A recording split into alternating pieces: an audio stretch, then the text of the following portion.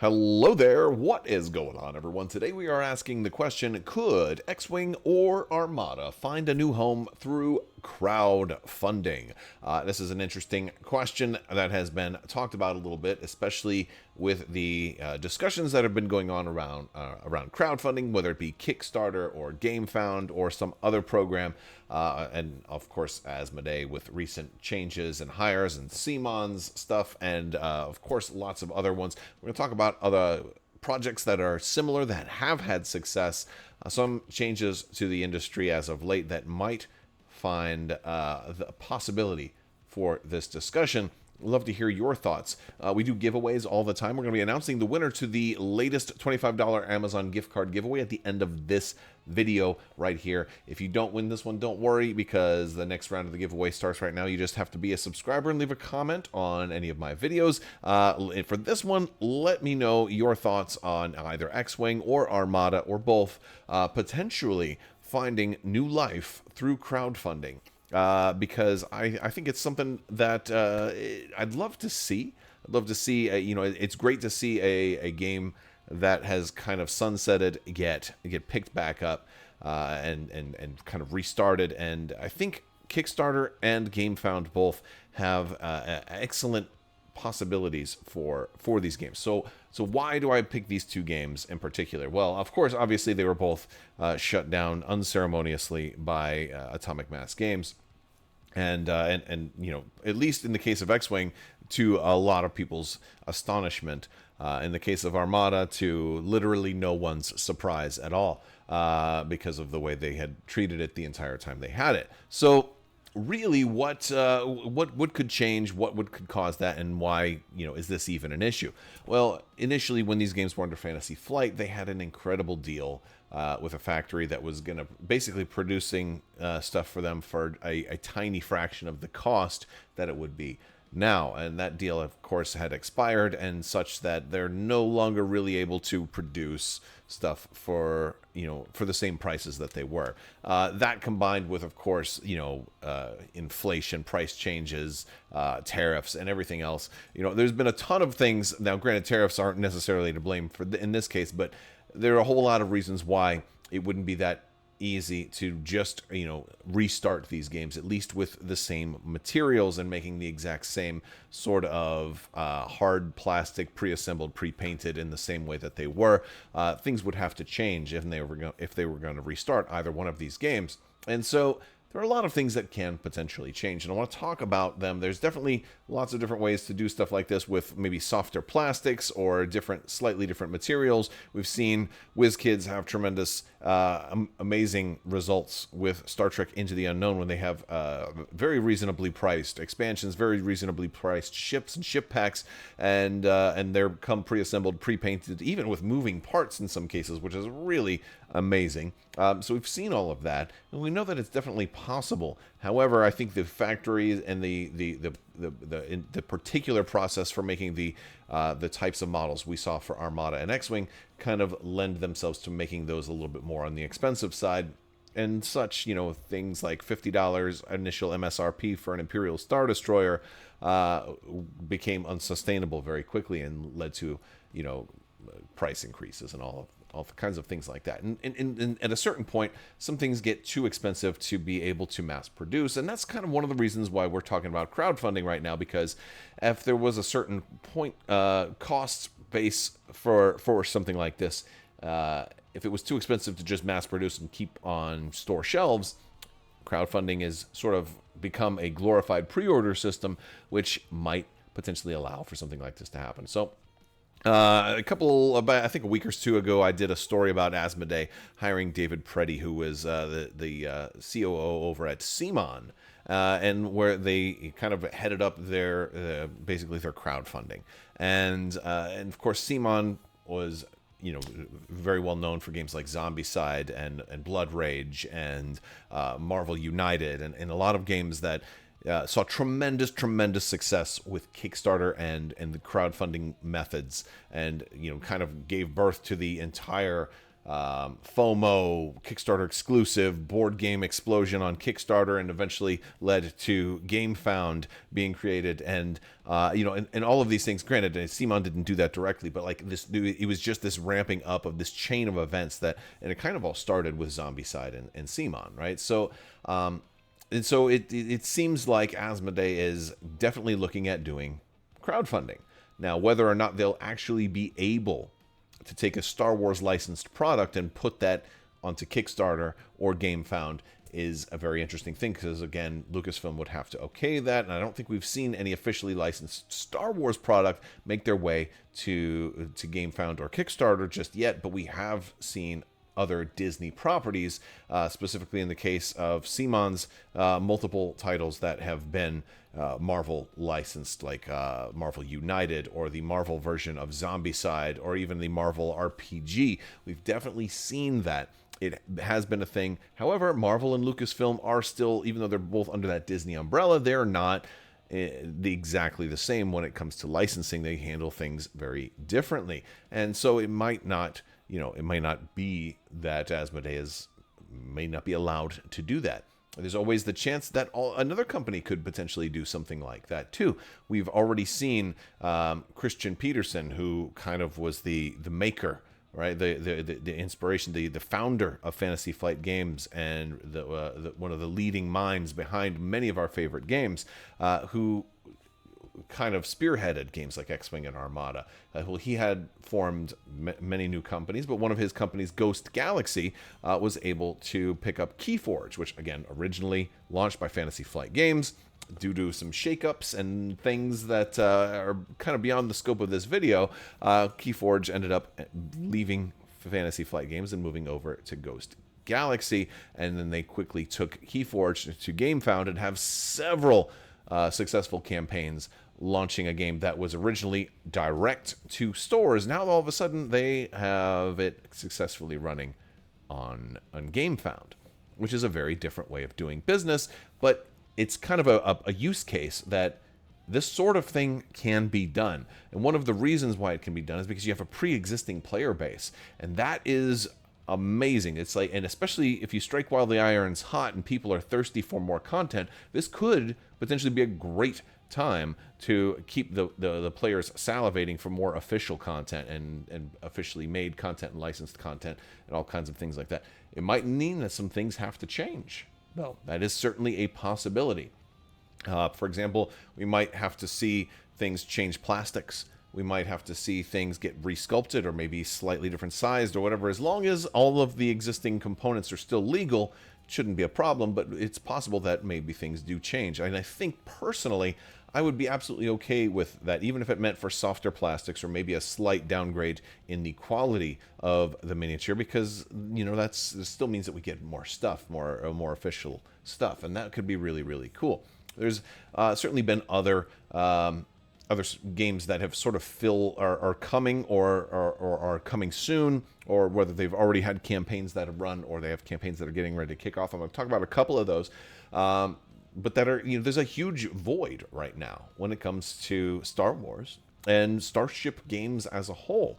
X-Wing and Armada were the two most popular miniature Starship games, and they're gone. And now all of a sudden Asmodee has this huge Star Wars license and not a single Starship game. There's no Starship miniatures, there's no space games, there's no dogfighting games, there's nothing like that. That's a massive part of Star Wars because it's the star in Star Wars, right? So it's not called Ground Wars, it's called Star Wars, and there's no fighting amongst the stars. It's only dudes on a map fighting ground battles, with the maybe slim caveat that Star Wars Unlimited, being a card game, does have some ships that are printed on cards, and that one has kind of dual theaters. So I guess you can kind of get a little bit of a pass there that there is, card-based starships in a game that is still majority hero-focused and ground-focused, but it did have, a Lightspeed expansion that kind of went a little more heavily into starships for one of its sets, but that's just still not the main focus of Star Wars Unlimited. There's definitely a gap there. There's definitely, I think, a lot of consumers that are thirsty for a good, high-quality Starship game, even if it wasn't X-Wing or Armada, and so other companies are looking to fill that. And seem like they're doing pretty well. One that that funded a while back that is getting ready to ship, and I'm definitely looking forward to, and I will be covering this one, is Eve, War for New Eden. This one was based on the IP for Eve Online and is sort of like a 4X fleet game where you have ships that are, you know, think a little bit like a Twilight Imperium style game, and but doesn't necessarily take all day to play, and you can play with it looks like 2 players, and you can play in about 2 hours or so and still kind of get that 4X fleet on fleet sort of thing. And I thought, here's a game that can scratch both the Twilight Imperium bug and the Star Wars Armada bug at the same time. It looks like it's going to be really cool. Again, you're not getting pre-painted plastic here, but you're getting pre-colored plastic, very similar to the way that Twilight Imperium did its miniatures. And actually, that kind of paves the way for, even if we didn't get Star Wars Armada, if we got Twilight Imperium Armada, would you be interested in that? Let me know down in the comments below. Do you think that Twilight Imperium, an IP that is owned by Asmodee, wouldn't have to go through an outside licensing department? Do you think that would work for a game that uses the Star Wars Armada kind of rule system? Do you think that there's potential in doing something like that? I personally think that would be really interesting, and I would love to hear more about that if that were something that was going to happen.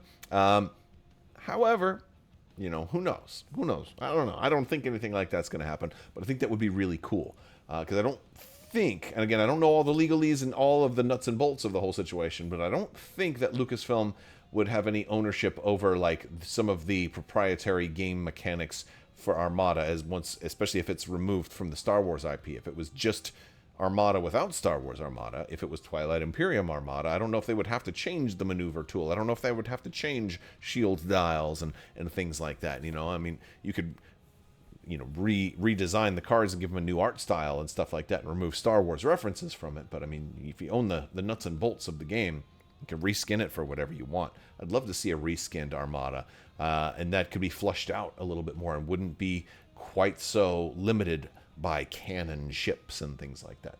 Be really cool. Something a little bit closer that looks a little bit more recognizable, that you might think looks a little bit more like Star Wars Armada, is coming later this year over to Gamefound, and that you've heard me talk about it a little bit. It's called Starside, the Promethean Crusade. This is going to be a tabletop game that is going to have 4 factions straight out the gate. 4 very different factions, so asymmetric fleets. If you'll notice, they are on flight stands and have rectangular bases with printed arc lines on them and stuff like that. So this could appeal to X-Wing or Armada players very interestingly. There's a lot of information that we don't have about this game, but if you follow along on Gamefound, if you search for Starside Promethean Crusade, you can follow along and get more about this. I'm hoping to cover this one also as more information becomes available, so stay tuned if you're interested in this and other similar games that might scratch those itches of X-Wing and Armada. They're very, very fun games, and there's plenty more, and I've talked about them in some other videos as well. Maybe I'll link down in the video description below. But there's some you know, some really cool kind of like replacement games or other games that can help scratch the itch if you're looking for something that's going to be continually supported. Which takes me into the next part of this, is if you are looking for a game that's going to have organized play and can continually be supported versus just a board game. And that's kind of one of the differences between like Eve, War for New Eden, and Promethean Crusade, Starside Promethean Crusade, is that like, are you looking for something that's going to be more of a board game, like a standalone experience, or something that's going to be an expandable game, or a game that, you know, you can go up to a store and play in a tournament or play in an open play day and play against other people and build your fleets in advance, you know, and show up and play. Like, if that's the type of game you're looking for, it's harder to do that on Kickstarter or Gamefound or through crowdfunding, right? It's harder to do that, and so there's certain things that you'd need to have. You need to have a really good retail pledge. You'd need to have a built-in customer support, all of which I think are very easy to do. You need to have product in stores also. I would also suggest shy away from Kickstarter exclusives that offer a gameplay benefit. You know, if you want to do something Kickstarter exclusive that's like maybe like an alternate color of something or an alternate art card or something like that, maybe, but I really don't like the FOMO when it comes to Kickstarter and there being something that to discourage people like late adopters. It's not your fault that you didn't know about a certain product, right? And then if you want to get into it later, oh, well, you can never get this now because you weren't there at the beginning. I think that's a terrible way to grow a game. And that might work for board games, which maybe don't need to be grown as much. I don't know. But for a game that you want to have a life cycle, I would get rid of Kickstarter exclusives or Gamefound exclusives altogether. Get rid of those. I mean, I'm fine if they're like early access, like, hey, this will be made available for retail eventually, or will be a convention exclusive that you can only get at conventions.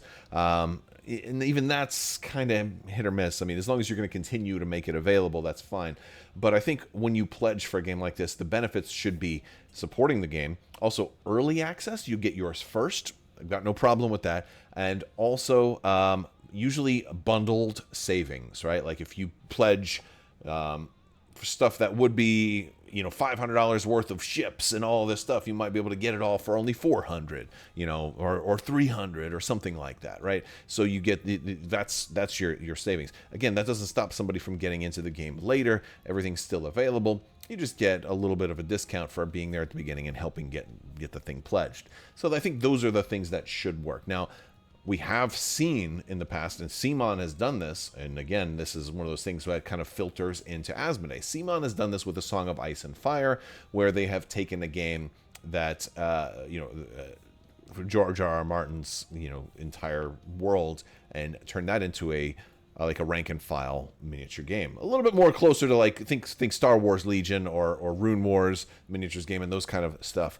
But again, this is a tabletop skirmish game. You build your own army, you show up, you fight somebody else's army. And there were a lot of questions. Would this ever be successful? Well, it was successful because they did have, first off, it was a licensed IP, so you had a lot of people. Game of Thrones was really hot at the time when they first kicked this off. So granted, there's a slight distinction. This wasn't based on the HBO show specifically. This was based on the books. However, tomato, right? I mean, I get that there's distinctions. However, it still taps into a lot of that same fan base. And so that's one of the things that made this successful. The other thing is they had a huge retail pledge option. It wasn't only made on Kickstarter, right? It was also in stores, and so you can go in stores and you can find this. I'm not sure how strong it's doing now, but I know that it would continually have tournaments at conventions and Adepticons and things like that, and Gen Cons, and I think LVO and Nova and all these other big conventions and stuff like that. Again, it was a pretty significant player in the world of tabletop wargaming, and it all started on Kickstarter. So it's kind of a proof of concept that it can be done. It definitely helps if it's a licensed product. It definitely helps if you have an existing customer base. And I think if you take Star Wars X-Wing or Armada, for example, not only is it a licensed product that's going to be very recognizable, could reach a lot of people. I'm sure people would be... I think any Kickstarter that had Star Wars miniatures would easily sell at least 5 million, if not 10 million. I think it could do insanely good if it was marketed well enough. And again, if you do these spaceships, you're going to tap into collectors. They've always been able to do that. You're also going to tap into all of the existing player bases that are out there.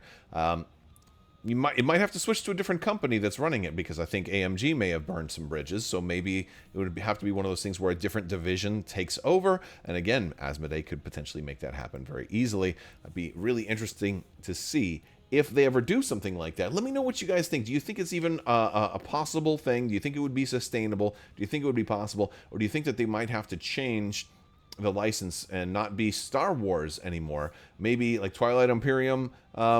You couldn't call it X-Wing, to be fair. You'd have to call it like Fighter or something like that.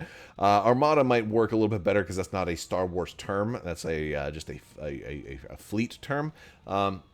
Could be really popular, and let me know. What do you think? Do you think it wouldn't work if it wasn't pre-painted, pre-assembled ships? Would you be interested if they came on a sprue? Would you be interested if maybe they came like Twilight Imperium, where they're fully assembled and they're pre-colored but not fully painted? Like your Empires might still be gray, your Rebels might be kind of beige, you know, same way like they do squadrons for Armada, right? Like every faction would come and they would be their own color of ship. And then if you want to paint them, you would, but you wouldn't have to because they'd be playable and identifiable straight out of the box. You know, I think that might be a good way to do it and make it affordable and also keep it quite sustainable. Those are some of my thoughts, but I'd love to hear what you guys think. Let me know down in the description below. We've got a giveaway winner to announce also for the latest $25 Amazon gift card giveaway that you can put towards a gaming expansion of your choice. Today's winner is going to be Stuart Rathbone1291. Congratulations, Stuart. Go ahead and shoot me an email at mailcrabbok@gmail.com, and I'll get you your information. I'll get you squared away. If you did not win, don't worry. The new giveaway starts right now. Let me know your thoughts on X-Wing or Armada potentially going to crowdfunding. Do you think it's possible? Do you think it would have a chance to succeed? And if not, what do you think it would really need? What do you think it would really need? Love to have your comments down below. Also, like the video, share the video, jump in our Discord and keep the discussion going there. Links for all of that are down in the video description below. Click that subscribe button, like the video, all that great stuff. Thank you guys so much. And big thanks to my patrons. Patrons, you guys are awesome. You guys are amazing, and you help make this whole channel possible.